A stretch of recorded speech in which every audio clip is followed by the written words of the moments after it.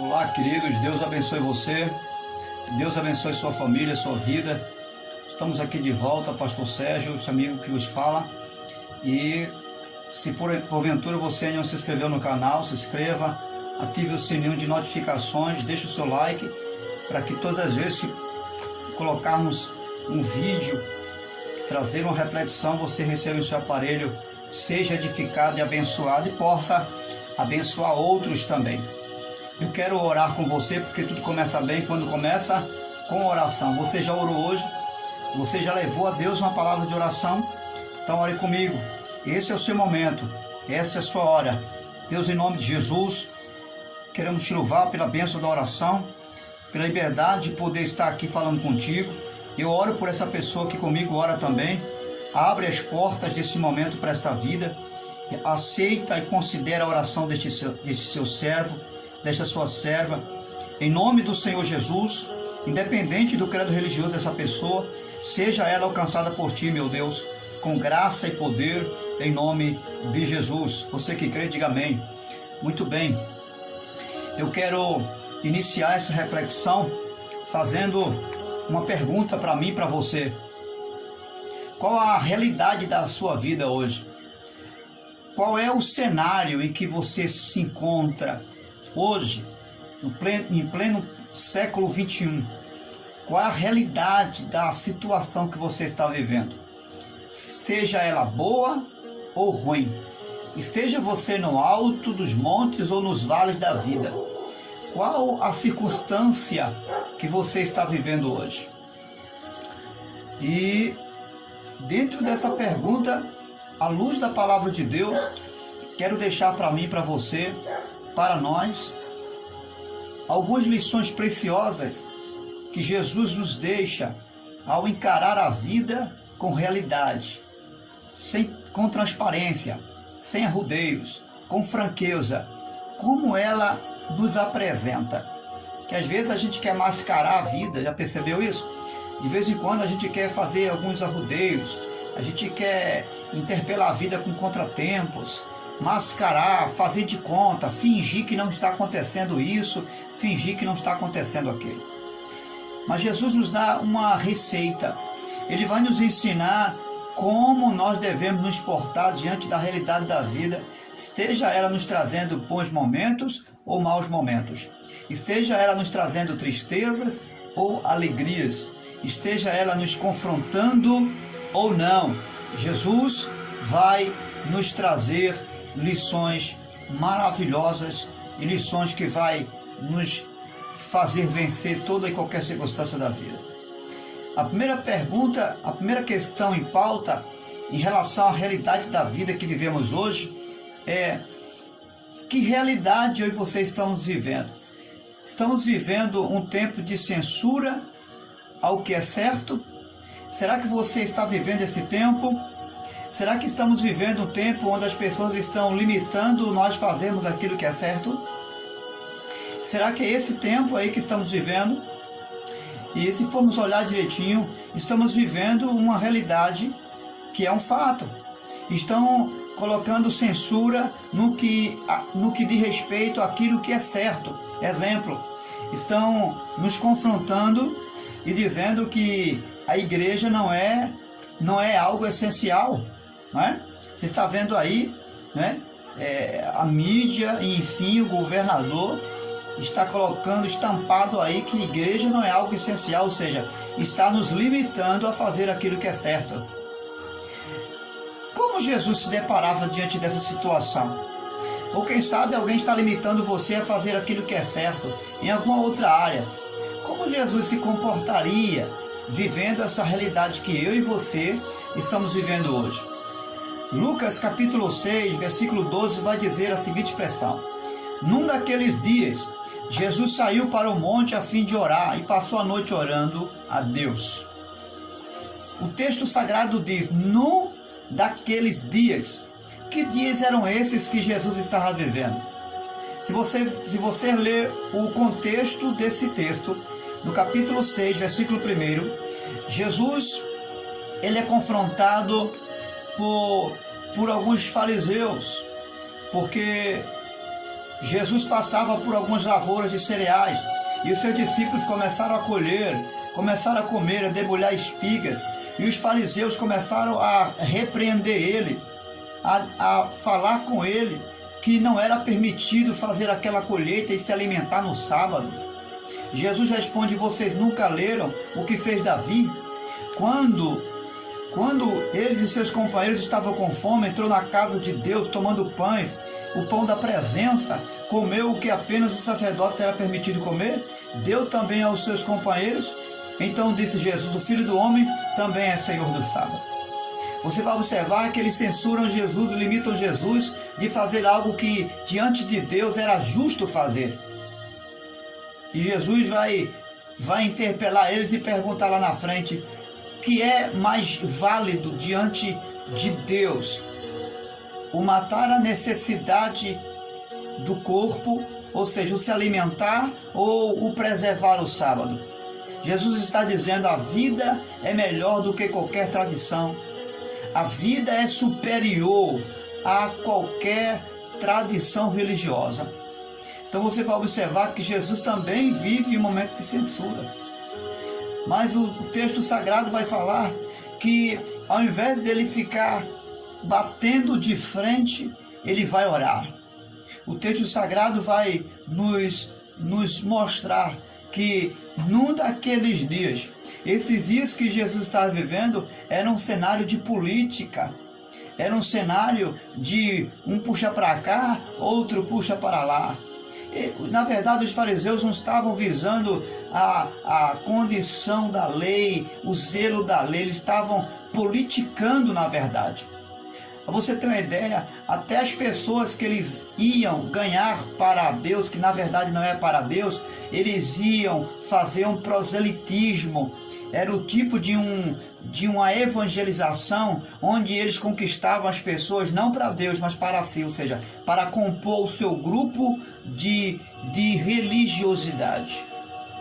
Então você vai observar que Jesus vivia em um momento de política, em um momento de censura, e ele não é detido, ele não para por conta dessas coisas, ele vai orar. O que Deus está dizendo para mim e para você é que nesse momento de censura, de limites, não existe coisa melhor para mim e para você fazer do que viver uma vida de oração. É isso que eu e você precisamos fazer. Vamos orar, e vamos orar com intensidade. Não se limite às circunstâncias que você não está podendo fazer. Aquilo que você não está podendo alcançar, aonde você não está podendo chegar, Deus vai ao seu encontro, através da minha e através da sua oração. Os paradigmas e todas as barreiras saem de nossa frente quando nós nos colocamos de joelho na presença de Deus. Segunda questão e pergunta é: eu e você estamos vivendo nesse tempo presente movido pelo que as pessoas pensam ou não de mim e de você? Você é uma pessoa que vive movida pelo que as pessoas pensam ou não deixam de pensar de você? Qual é a sua postura diante dessa realidade hoje? No texto sagrado de Mateus, no capítulo 3, versículo 17, o texto vai nos ensinar, em relação à pessoa de Jesus, que quando Jesus é batizado, 3 coisas acontecem. Os céus se abrem, o Espírito Santo vem sobre ele, e uma voz do céu brada dizendo: este é o meu Filho amado. Escute, nós precisamos aprender com Jesus, que não importa o que as pessoas venham dizer de mim ou de você, o que importa é o que eu sou para Deus. O que importa é o que você é diante de Deus, um filho amado de Deus. Alguém pode até dizer que você não serve, alguém pode até dizer que você não é amado de Deus, alguém pode até injuriar você de alguém que não é de Deus, mas Deus está dizendo: você é o meu filho amado. Jesus vivia sob essa base espiritual. Ele tinha consciência que não importava o quanto ele era odiado ou amado pelas pessoas, não importava o quanto as pessoas recepcionassem ele ou não, não importava o quanto a sua família, o quanto os seus irmãos viessem o contrariar em relação àquilo que ele fazia ou deixasse de fazer, isso não importava para Jesus. O que estava importando para Jesus era que ele tinha consciência que ele era o Filho amado de Deus. E que não havia nenhuma circunstância que pudesse levar ele a viver uma inferioridade de vida, porque ele sabia que ele era o Filho amado de Deus e que Deus o amava e não importava com circunstâncias ele pudesse viver, qual o cenário em que ele pudesse estar. Não importava se Jesus estava granjeando uma multidão ou não. Não importava se Jesus estava sendo aplaudido ou não. O Pai estava ali como um Pai amado dele. E ele estava ali como Filho amado. Isso era a base de um ministério e de uma vida salutar de Jesus. Coloque em seu coração que você é o Filho amado do Pai. E não importa o que as pessoas venham a pensar ou deixar de pensar de você. Siga em frente, porque você é o Filho amado do Pai. Terceiro lugar, você e eu somos alguém que, volta e meia, nós costumamos revidar alguém? Será que você e eu costumamos revidar os insultos que as pessoas fazem a mim? Quantas coisas que, volta e meia, alguém insulta a minha fé, alguém insulta a sua fé, e alguém leva a você uma palavra dura que a vontade mesmo é de revidar. Qual é a minha atitude numa hora de insulto? À luz da palavra de Deus, 1 Pedro, capítulo 2, versículo 23, o apóstolo Pedro vai dizer que quando Jesus é insultado, ele não revida, mas entregava aquele que julga com justiça. Vamos fazer como Jesus? Ao invés de nós revidar, ao invés de nós jogar pedra sobre pedra, ao invés de nós buscar justificar uma razão nossa, mesmo estando certo, ao invés disso, a palavra de Deus vai nos ensinar, à luz da vida de Jesus, que ele entregava a Deus a quem tudo julga, aquele que julga corretamente. Ele não ia buscar razões, ele não tentava se justificar ou se autoproteger. Não, ele entregava aquele que tudo julga e julga corretamente. Vamos procurar fazer isso? Vamos deixar de lado tentar justificar, buscar razões, buscar mostrar que está certo e que não está errado. Vamos deixar isso de lado. Vamos imitar o nosso Cristo, vamos imitar o nosso Salvador, em não revidar, em não fazer o mesmo ou jogar a mesma moeda que jogaram para nós. Vamos entregar a Deus como Jesus assim fez. A outra questão: como você e eu encaramos os problemas com leveza ou com dureza? Quando surge os problemas diante de mim e de você, como é que nós encaramos? Com dureza, como um fardo pesado, como um jugo pesado ou com leveza, ou seja, com facilidade, com destreza? Como eu e você se porta diante das durezas da vida? O texto sagrado vai nos mostrar uma realidade que Jesus se encontra em Marcos capítulo 5, verso 21. A Bíblia diz que Jesus se depara diante de dois problemas ao mesmo tempo. Quantos problemas você está encarando? 2, 3, 4? Ah, pastor, é inúmeros os problemas, são incontáveis os problemas, é mesmo? Vamos aprender com Jesus como conviver com os inúmeros problemas? Vamos aprender? Marcos 5, 21, a Bíblia diz que Jesus está no caminho e aparece um homem chamado Jairo. É um homem de sinagoga, é um líder de uma das sinagogas, e ele vinha pedir a Jesus socorro porque sua filha estava tremendamente doente. Antes que Jesus atendesse o pedido de Jairo, chega uma mulher por trás dele, no anonimato, sem ele saber, sem ele conhecer, toca na orla do seu vestido e o poder de Jesus cura aquela mulher. Deus é glorificado e você já sabe o contexto. Mas vamos nos aproximar de Jairo. Mais adiante, quando esse milagre acontece, Jesus atende Jairo. E quando no caminho em que Jesus vai ao encontro da filha de Jairo que está enferma, ao recepcionar Jairo, Jairo disse: crê tão somente, não temas. Mais adiante, os servos de Jairo chegam e dizem: Jairo, não incomodes mais o mestre, porque tua filha já morreu. Escute, Jesus, ele não se espanta com aquele comportamento do servo que diz que a sua filha já morreu. Jesus olha para Jairo com o semblante, é claro, de Jairo já triste, e ele diz: não tema, Jairo, não tenha medo, apenas creia. Louvado seja Deus. Você sabe o que é que Jesus nos ensina? Ele nos ensina a enxergar as coisas difíceis do lado de fora apenas, e não do lado de dentro.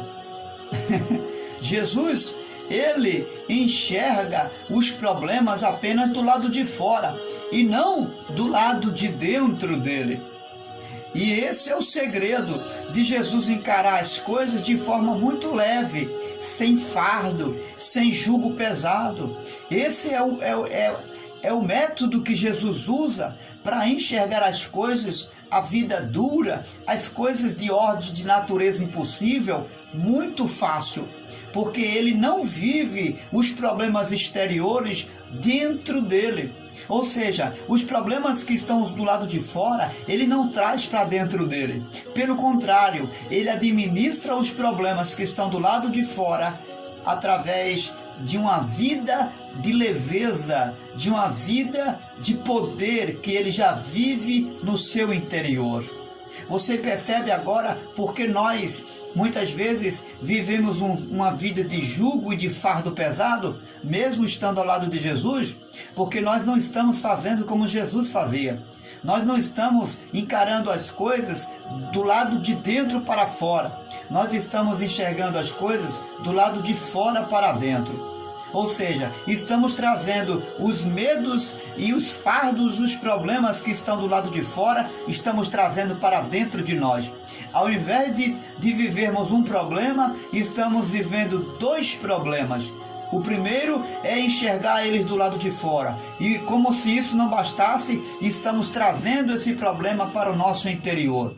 Ou seja, ficamos sem a graça e o poder de resolver os problemas. E quando enxergamos os problemas, enxergamos de uma forma humana. Enxergamos no âmbito horizontal e não da vertical.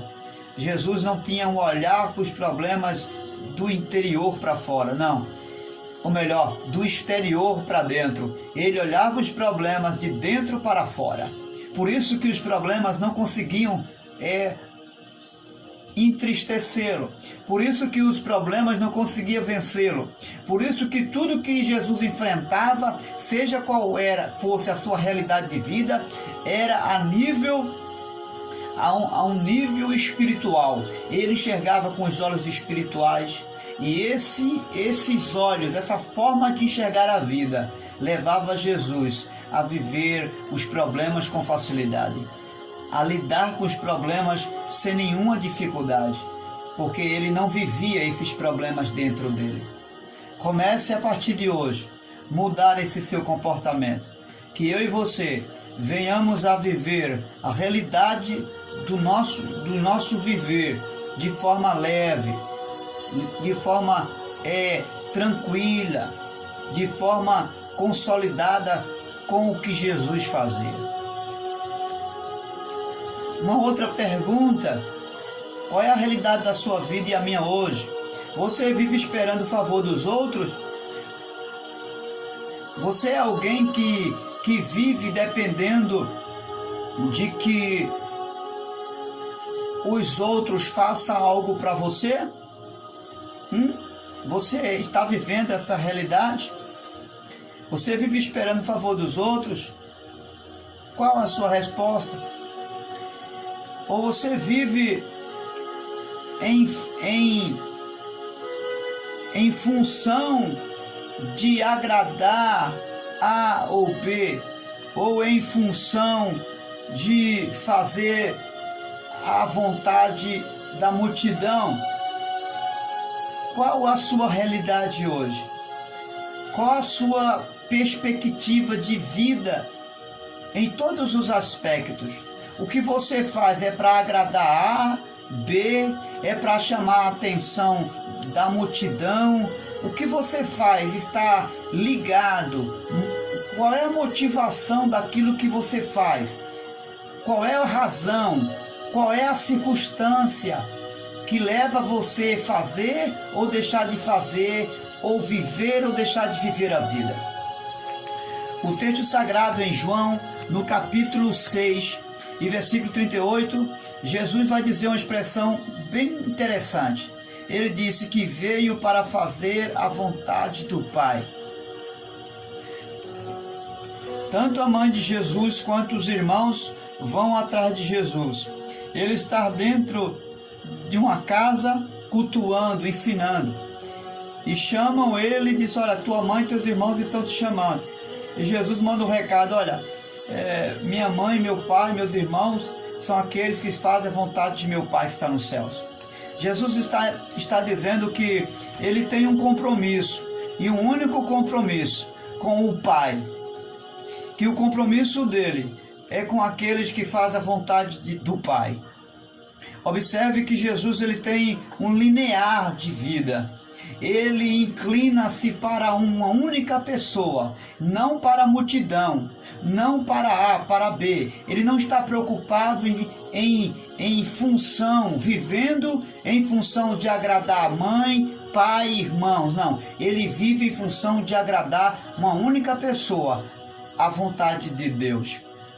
E tudo que ele faz é em função de chamar a atenção de uma única pessoa, o Pai que está diante dele. Ele não vive em função de chamar a atenção da multidão que lhe cerca, nem dos espectadores que estão lhe observando com outras motivações. Não. Ele só tem uma motivação para viver: fazer a vontade de Deus. Quem sabe você está vivendo uma vida frustrada, porque você tem feito algo para chamar a atenção das pessoas. Porque quem sabe você tem ficado triste porque quando posta alguma coisa, quando faz alguma coisa na igreja, quando deixa de fazer, as pessoas, você não consegue chamar a atenção das pessoas. Você já observou que tem pessoas que colocam a foto numa rede social esperando ser curtido por alguém? Tem outros que abrem uma rede social e buscam milhões e milhões de pessoas para segui-lo. Outros buscam seguidores.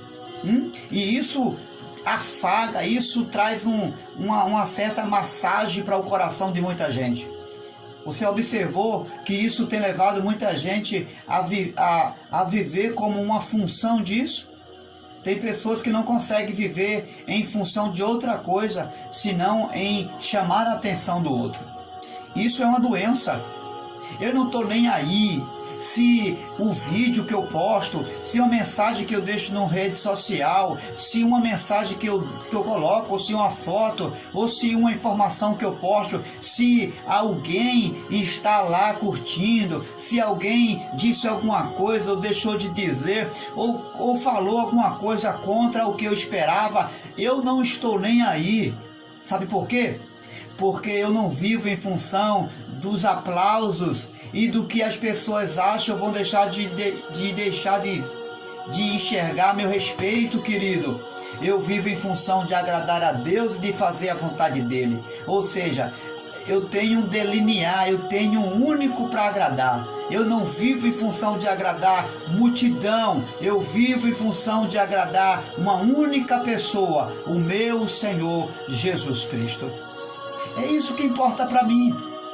Se você quer viver uma vida de acordo com a vontade de Deus, acabe com esse negócio de estar vivendo em função de que alguém enxergue você. Não importa se você está sendo visto pelo pastor, deixa de ser visto pelo pastor, se a igreja, ou se o seu vizinho, se a sua família, se o seu pai, se sua mãe, não importa se você não está conseguindo chamar a atenção do público, da massa, não interessa. O que importa é que você chame a atenção de uma única pessoa, a atenção do Pai. Há um filho amado que é você. Quando você se tratar disso, quando você for curado disso, você vai viver uma nova realidade de vida. A sua vida, a sua expectativa de vida vai ser outra. E esse fardo que está sobre você, de viver em função de chamar a atenção das pessoas,